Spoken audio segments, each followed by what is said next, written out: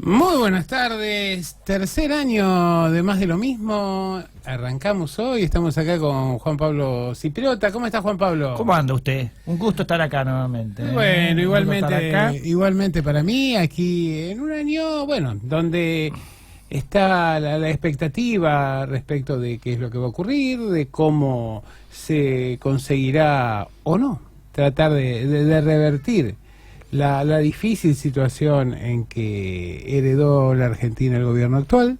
Sí. Se han dado los primeros pasos de definición. Ayer tuvimos una apertura de sesiones donde de alguna manera se confirmaron las líneas rectoras que ya había anunciado Alberto Fernández, tanto en la campaña como en los primeros tramos de su gestión. Y bueno, ahora a ver si podemos asistir, si podemos concretar un nuevo milagro argentino. Veremos. Sabe que, bueno, a mí algo que no me gustó nada y otra cosa que me gustó mucho del discurso. No me gustó nada que no me hayan invitado. Vi que había una banca vacía ahí, un lugarcito. Parece que era de uno de los jueces de la corte, ¿no? Porque vio que parece que había uno que estaba con fiebre. Uno se resfrió, venía de un destino sí, exótico, pero parece que contrajo... Y quizás otro no quiso ir. Pero hablando en serio, sí, a mí me pareció interesante el discurso y yo valoro algo así, más allá de las ideologías, del pensamiento, cuando él empieza y habla del tema de la palabra, ¿no? Cómo se devaluó la palabra en la política, como diciendo, lo dijo expresamente, que la mentira es pecado mortal, ¿no?, para la democracia. Y sabe que escuchaba las palabras de Max Weber ahí. Ah, sí. Me hizo acordar a Max Weber, porque Max Weber, el padre de la sociología moderna, hablaba mucho de esto y de la importancia que tenía la veracidad, justamente en el contrato político de los políticos con sus electores, en el sentido de decir, bueno, yo prometo tal cosa, voy a hacer tal cosa, me votan por eso, y después debo cumplir, y no tengo que mentir. Más allá, ¿no?, de la calificación que se pueda hacer del Frente de Todos, del peronismo, de Alberto Fernández, de Cristina, creo que hacer hincapié en eso es algo muy importante. Sí, yo creo que sí. Yo creo que ha sido un Alberto de pura cepa, ¿no? Un Alberto muy fuerte en las definiciones teóricas y programáticas, que ha tratado de privilegiar un discurso cordial, de convocatoria, que eludió algunos temas espinosos que todavía están en un proceso ¿Por ejemplo? de definición, como el caso de las retenciones, por ejemplo. Hoy también omitió hablar del tema de los presos políticos, pero que creo que, digamos, esto dio lugar a diversas interpretaciones. A mí me parece que lo que trató de hacer es presentar algún tipo de convocatoria amplia a la sociedad y sobre todo dando una señal muy clara de lo que es su perspectiva en términos de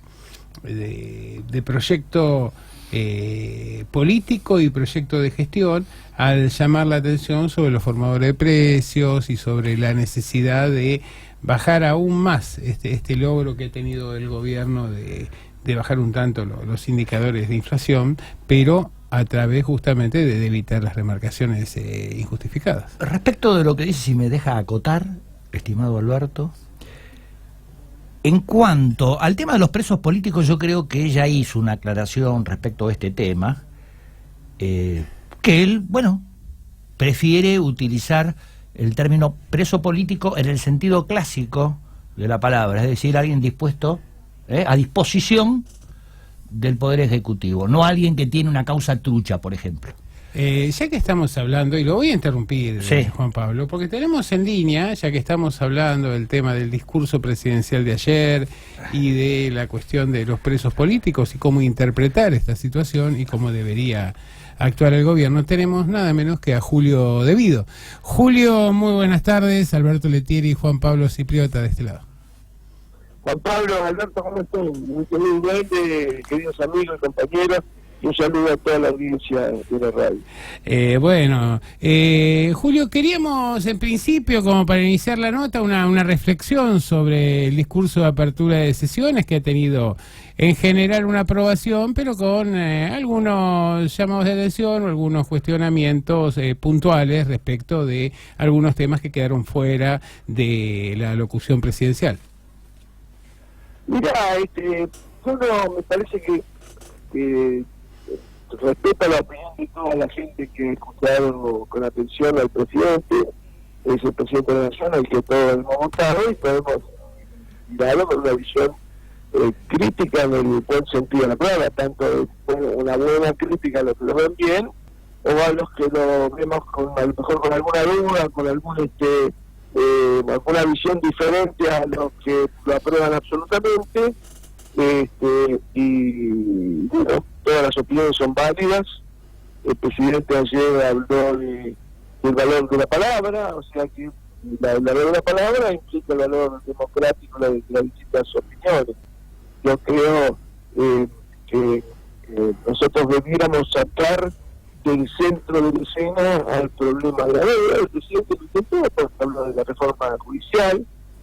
Yo creo de todas maneras que una reforma judicial que se base sobre el temporal que hay en la justicia, en el sentido de los jueces penales y corruptos que han habido y los fallos irregulares que han habido, de ninguna manera podemos legitimar lo que hizo Stornelli y Bonadío a partir de una reforma judicial, porque la verdad es que sería muy malo.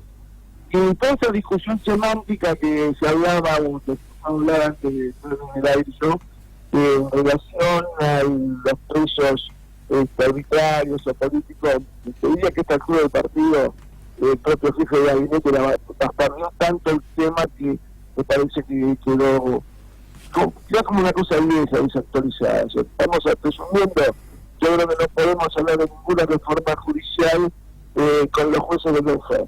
Yo creo que me hubiera gustado mucha más contundencia que la cabeza del poder más importante del Estado, el que conduce la política que lleva adelante el gobierno, mucho más condenatorio del lawfare, sobre todo teniendo en cuenta que una de las principales personalidades del lawfare es su compañera de fórmula, y convengamos que es una fórmula muy particular, porque de alguna manera como me acuerdo de que tiene una que gobierna uno de la gobierna, que tiene la lapicera y firma los decretos, gobierna claro, y él es el responsable de la administración del 10 de diciembre. Pero creo que tanto el poder legislativo como el poder ejecutivo tienen una deuda enorme en cuanto a que deben tener un rol protagónico en el esclarecimiento de los efectos del lawfare. Luego, creo que está bien la discusión en la sociedad, que bueno, lo que pasó de la teoría tuvo un final feliz, digamos, por lo menos por lo que pensamos en el aborto seguro, libre y gratuito y demás. Creo que es un momento muy álgido, donde hay muchos otros temas que están debatiéndose, que son también de la sociedad. Espero que eso no lo afecte, o sea, espero que la discusión no se torne extemporánea producto del contexto. Obviamente quisiera que mañana mismo estuviera diciendo eso. Yo estaba preso, era diputado y ganó por 3 votos. Mi voto hubiera sido significativamente importante en ese momento, y desequilibrante. Inclusive una sesión que se trataba de otro tema que, bueno, faltó un voto y bueno. Pero bueno, creo que también en el tema de la deuda, hoy también de Herrera, con muchas opiniones, inclusive la del premio Nobel, decía de no pagar, en tanto en cuanto no estuviera esclarecida el motivo por el que se tomó este dinero que no está. Estamos hablando no de 30 años atrás, estamos hablando del año 2018, o sea, 2 años atrás. Yo creo que el presidente tiene todas las facultades y tiene toda la voluntad de resolver el tema, y me da la sensación que la mejor forma de ir, primeramente, es que no le podemos dar al fondo el papel que, digamos, como se da visto en los juicios, el tema de la micuscuria, del amigo del juez que va a aportar. El fondo no es la micuscuria nuestra, el fondo es el que hizo posible que 60.000 millones de dólares se entraran por una parte y se entraran por la otra en la Argentina. No me da la sensación, más allá de que el fondo, al decir que es insustentable, le está dando la razón a un ex candidato a presidente, como es el actual presidente de la República, no, eso no es ningún virtuosismo y no nos ayuda para nada en la negociación con los acreedores privados, que es infinitamente mayor en monto la deuda con los acreedores privados, y que, bueno, miran con perspectiva, y además todos sabemos que el 100% de la deuda privada, si solo el 20 más un voto lo tuvieran los fondos buitres, evidentemente no va a haber ningún acuerdo y vamos a ir a juicios y van a aparecer nuevos grises que nos van a complicar como divisa. ¿Qué pasó? Y después eso no se resuelve con consignas políticas, porque finalmente en aquel momento, bueno, ganó Macri las elecciones y le pagó los fondos. Por lo que vos estabas planteando aquí una serie de temas muy importantes. Me parece que el primer tema de lo que vos hablabas pasa por la justicia, ¿no? En realidad sabemos que tenemos no solo el problema de presos políticos, de detenciones arbitrarias, según cómo se lo quiera denominar, sino fundamentalmente el tema de la falta de garantías constitucionales, el hecho de una justicia que es repudiada por el conjunto de la sociedad, pero cuando se trata de reformarla aparecen los medios señalando que se trata de operar o de manipularla en un sentido incorrecto, y básicamente que tenemos un 80% de los presos que actualmente que no tienen una sentencia firme. Bueno, mira, te dicen que el tema del famoso, que dicen que del tema de vialidad de Santa Cruz, de la obra pública, ese consulta, ayer comentaba una persona que es especialista en temas, periodista, especialista en temas judiciales, y yo la cantidad de nulidades que tiene pedido ese juicio está gigantesca. Además, creo que hay 130 testigos citados por las defensas. Y están citando uno por semana. Lo quieren tirar, tal vez no tendría el relato. De todas maneras vamos a convivir, por eso te decía el tema de la pelea semántica entre arbitrarios y políticos, el tema de la falta de respeto a los derechos constitucionales que tenemos quienes estamos detenidos de una u otra manera. Todo eso, yo creo que ya está claro, pasaron 100 días del gobierno. Al gobierno no le da importancia, la palabra presos políticos y arbitrarios en el discurso ya prácticamente no existió. Tampoco existió la palabra trabajadores, tampoco quiero hacer un raconto, al doctor Alfonsín se lo mencionó 3 veces, y a Perón de aquí en una. Es decir, hay cuestiones que hablan claramente de cuál es honesto el presidente, cuál es su posición política e ideológica. Yo siempre supe que él estaba ahí, y lo respeto y lo voté, y en las mismas condiciones lo volvería a votar, y por supuesto tendría las mismas posiciones que tenía ahora. Respecto a la deuda, quiero terminar 2 cositas. Bueno. Creo que, dos tips nomás. Creo que para ir a sentarse a negociar la deuda, con el fondo, más allá de la cuestión de los acreedores privados y en el caso de la deuda soberana con el fondo, creo que es inútil ir a negociar si no tenemos, de parte habla muy mal de nuestra decisión soberana de cómo vamos a negociar. Es como ir, como decía mi ex colega de gabinete, Aníbal Fernández, como retroceder en chacota, si no vamos con todas las denuncias penales hechas al ministro Caputo, al ministro Lujuble, a Macri, a Sturzenegger, que por segunda vez en la historia argentina, en 20 años vuelve a ser lo mismo. O sea, no pasó una vez, es reincidente. Entonces, me parece que si va, y por supuesto la presidenta del fondo, la que teóricamente estábamos todos enamorados de ella, según el presidente Macri, la presidenta Cristina Lagarde, que también debería estar denunciada, porque acá se fueron, muchachos, 60.000 millones de dólares, que como decía hay un compañero de ustedes, entraron en blanco a la Argentina y se fueron en negro, porque no se está avisando dónde están todos en paraísos fiscales. Y el otro tema, que también seguramente generaría una polémica muy enorme de ser considerada, en mi opinión, como sé que de repente no están considerados, sobre todo por los funcionarios del gobierno, el tema del presupuesto. No podemos estar de ninguna manera ir a negociar con un acreedor sin tener un presupuesto aprobado, diciéndole, vamos a decirle al acreedor, que es el Fondo Monetario Internacional, que son las grandes naciones del mundo, más todas las más chicas que somos todas deudora y estamos mal, ir a, sin decir cuál es el sentido político del gasto que tenemos de Argentina, sin decirle, mirá, para pagar ustedes tenemos tanto, ¿no? Julio, vamos a pedir que nos hagan el presupuesto ellos, es eso? Julio. El presupuesto de la ley de leyes es una barbaridad. Julio, respecto, Juan Pablo, lo saludo, ¿cómo anda? No, Julio, respecto de este tema, porque parece muy interesante, porque acá aparece el huevo o la gallina. ¿Por qué?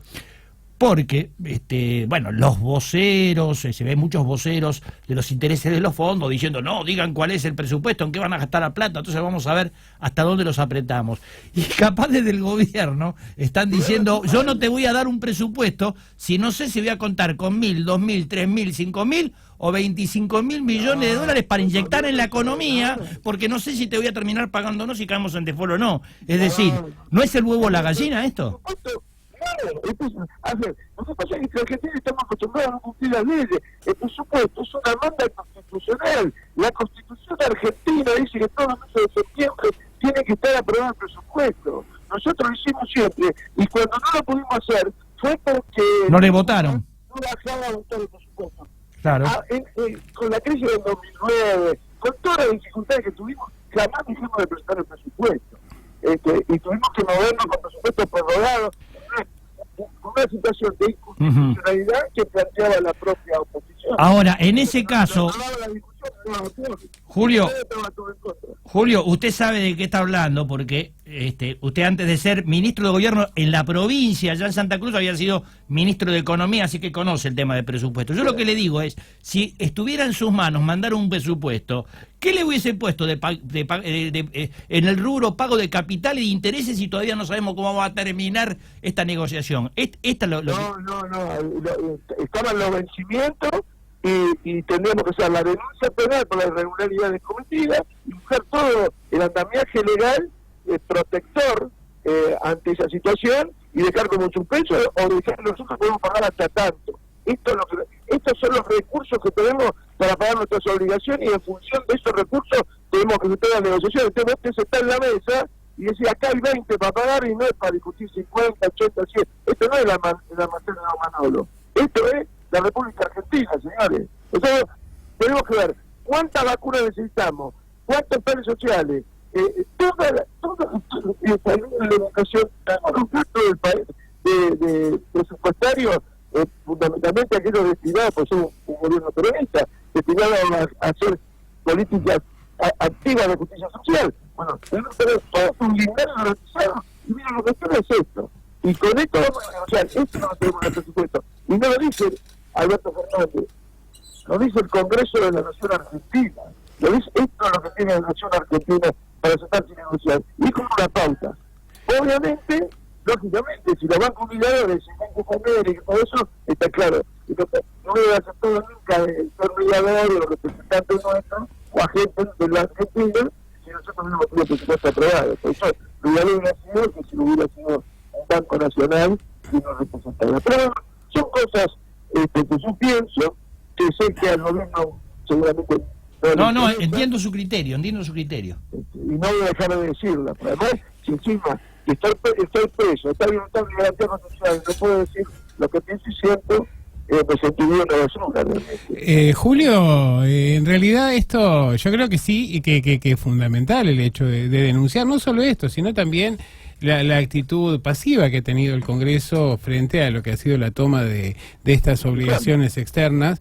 Pero si uno toma desde el empréstito Baring Brothers hasta acá, la mayoría de la deuda externa argentina ha sido ilegítima o muy cuestionable y nunca... Esto fue terrible. Sí, no, sin duda. La plata se evaporó y además nosotros votamos una ley para el Congreso de la Nación, yo ya no soy más diputado, votó una ley junto con el macrismo en donde se le dieron total libertad de facultades al Poder Ejecutivo para poner en garantía menos a los argentinos, todo lo demás. Entonces, 222 votos a favor, 12 en contra, 3 en contra y una abstención. Eso, ¿cómo se ve? ¿Cómo puede entender que los tipos que pidieron 60.000 millones de dólares se lo fumaron o se lo fumaron? No total, sino que me digan dónde están, voten con nosotros la misma ley para ir a negociar. ¿Cómo no se pusieron? ¿Por qué no se pusieron? Porque la ley, a mí no me importa, les lava el culo a eso. Y cuando uno va en esa actitud a negociar con el Fondo Monetario o como el Fondo de Ley Ron, o todos estos sinvergüenzas que nos prestaron plata durante el tiempo anterior, no de la peor manera. Uno va realmente despojado, no entregado, no tiene presupuesto. No denunció lo que se robaron los 60.000 millones, porque si no están en blanco, compañero, algunos se los robó. ¿Está claro? Sí, por algún lado se fue, en algún lado está la canaleta. El propio Ricardo dice que es el doctor civil de personas jurídicas, tiene libros y textos escritos diciendo que toda la plata de los paraísos fiscales es toda choreada, es toda plata negra, robada de las arcas de los tesoros nacionales por los evasores como el hermano de Macri, que Macri le banqueó 38 millones de dólares en forma ilegal. Bueno, hubo un informe hace muy poco que no permitió publicar el Banco Mundial, que había sido supervisado por Kristalina Georgieva en su momento, y que motivó la renuncia del director senior, que es muy interesante, porque en realidad marca esa relación entre los paraísos fiscales, el direccionamiento de la deuda, la finalidad última de la fuga, ¿no? Mirá, si acá hubiera fiscales y jueces que investigan, tendrían que pedir las actas del fondo en donde todos los países, Alemania, el propio representante de Estados Unidos, se oponían a la NAR. Sí. Lo que ellos dicen ahora, que la economía es insustentable para darle los 60.000 millones de dólares. No solamente debían a un país que teóricamente es insustentable, para mí no es así, que teóricamente es insustentable, no le dieron 60.000 millones de dólares y a los meses el nuevo director no tendría que haber dado nada. Y en la reunión de Victoria, donde se perdió esto, hubo un montón de representantes de Alemania, el de Italia, de países de Francia, que dijeron no le den porque no pueden pagar. Y te lo dieron y lo jugaron. Es por esa plata, no sentido. Buscan las cuentas de Miel, de Caputo, en el sur, Mujer de Honor, en todos estos dueños de las empresas de energía que aumentaron el 4.500% las tarifas, se generó inflación para que vos y yo podamos pagar la tarifa, y tuvimos recién una caída de nuestros ingresos del 50%. Entonces, esa inflación son los dólares que faltaban para que esto se vergüenza no fugue. Entonces, como a la zona de su gobierno, con la pedida del fondo, no sé qué negocio era esto con la doctora Lagarde, que claramente lo tendría que estar investigando un juez oficial. Y me parece muy bien lo que dijo el presidente de la Nación en relación a que el Banco Central investigue. Pero el presidente de la Nación es profesor de Derecho Penal y debería saber que además del Banco Central no tendría que estar hecha la denuncia, más allá de la investigación paralela del banco, porque es evidente que la plata se la robaron, está claro. Si no, me digan dónde está. Así es. Julio, ya para ir finalizando por hoy, porque contando con tu buena voluntad vamos a seguir molestándote en el futuro. La situación, a ver, digamos, se sabe todo esto de que no han sido respetados los pasos judiciales correspondientes, que no te han garantizado las garantías constitucionales, que el Congreso procedió de una manera diferente al que hizo en lo que lo tuvo en otros casos similares en términos de situaciones judiciales. Concretamente, ¿en qué te afecta cotidianamente o en qué te ha afectado el hecho de haber sufrido esta situación de flagrante injusticia, más allá de cómo la caratulemos en términos conceptuales? Y mira, estoy teniendo enormes dificultades para poder llevar adelante este trabajo en el tema de la Constitución del 49, sí. Volver a poner en valor los valores de la Constitución, no la Constitución textualmente, porque esa Constitución debe ser realizada en cuanto a la continuidad, pero no a los valores, de algo duro, de su mando económico, es decir, la función social de la propiedad, el derecho de extensión de salarial justa, el monopolio del comercio exterior, el monopolio estatal de los servicios públicos, que son todos, y que no están prestados, están organizados en la Constitución. Si hubiera seguido esa Constitución, obviamente estarían los dólares, no solamente para pagar la deuda externa, sino para importar las vacunas que necesitamos para los chicos. Eso, bueno, a mí me cuesta mucho porque los compañeros, muchos viven en Buenos Aires, y son 100 kilómetros de hasta acá a discutir. Entonces, la verdad es que actividad central, que es la política, porque estoy trabajando y militando como nunca, y voy a salir de la puerta de mi casa, con lo cual es una institución gigantesca. Solamente hacer nada por gente como ustedes que me llame y me hace pensar y me permite expresar. Yo no voy a abandonar la política, está claro, me fui al oficialismo, pero no pertenezco a este oficialismo respecto al liderazgo de Cristina, y espero que, por supuesto, voy a ser consecuente con toda su gestión y con todos los valores, los principios que nos llevaron en 2003 a hacernos cargo del país. Bueno, Julio, debido le agradecemos muchísimo este contacto. Y le cuento algo así, digamos, más doméstico. El otro día me encontré con ex compañeros que yo cursé en la primaria en el Colegio Guadalupe de Palermo y me dijeron que usted también había estudiado allí. ¿Por dónde vivía cuando estaba en Palermo? Vivía en hoy la calle Armenia, antes se Acevedo,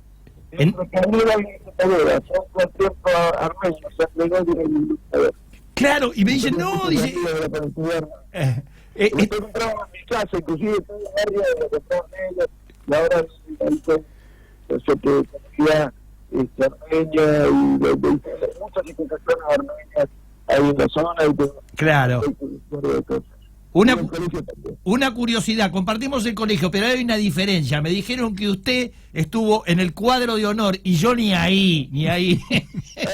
¿Estuvo en el cuadro de honor, es cierto eso? ¿Estuvo en el cuadro de honor o no? ¿Estuvo en el cuadro de honor o no? ¿Me dijeron eso? Sí, muchos años. Bueno, en eso me superó. Entonces lo único que hicimos es compartir el colegio, los demás no nos compartimos. ¿Cuándo terminaste? No, yo terminé en el Toglioni, en otra escuela. No le digo que ¿Pero cuándo arrancaste el colegio? No, y bueno, yo soy del 57, usted del 49 creo, ¿no? Usted es del 49, ¿no? ¿En qué año empezaste vos? Y bueno, a ver, soy del 57, empecé 6 años más, así que estamos hablando del 62, 63. Empezaste vos. En la primaria. En el 56 terminé en el 67. Claro, porque usted es del 49, ¿no? 12 años fui al colegio. Claro. Bueno, qué coincidencia. Al colegio Guadalupe, no al colegio. Sí. Julio, para cerrar para cerrar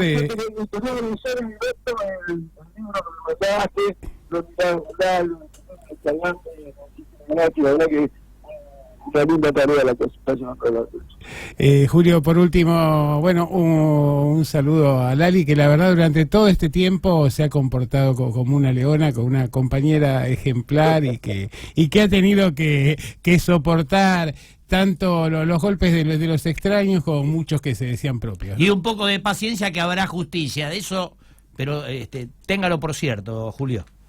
Y ahora te lo puse en altavoz para que te escuche Lali y se ríe, porque bueno, todas las entrevistas terminan así, diciendo lo que ella es, a lo que ha sido una gladiadora, defendiendo no solamente a mí, sino los derechos constitucionales de todos los que estamos de alguna manera violentados a través del lawfare.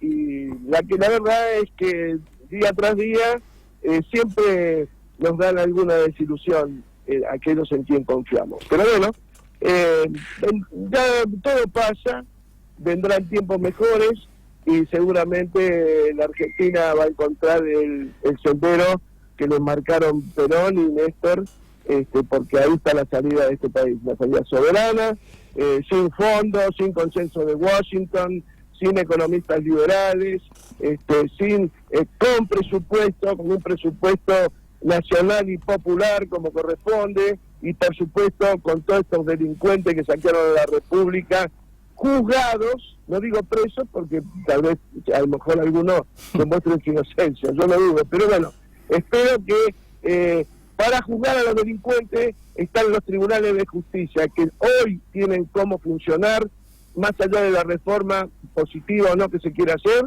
y no el Banco Central. El Banco Central va a encontrar irregularidades administrativas, contables, y tendrá que hacer las denuncias después posteriores, ir agregándolas al expediente.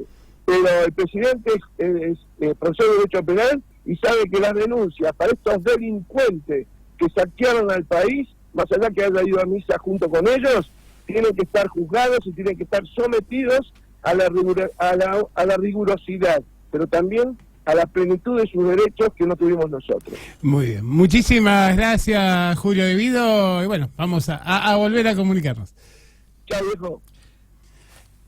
Bueno, porque, a ver, uno no quiere meter el dedo en la llaga, porque si cómo no habrá justicia y cómo no va a cambiarse situación. Usted vio lo que es el tema del truchaje ese, en la causa del gas con D'Alessio, es una cosa de terror, o sea, realmente muy preocupante, muy preocupante, y bueno, esperemos que esto se subsane, porque una sociedad puede funcionar sin muchas cosas, pero no sin justicia. Vamos a una pausa y seguimos aquí en Más de lo Mismo.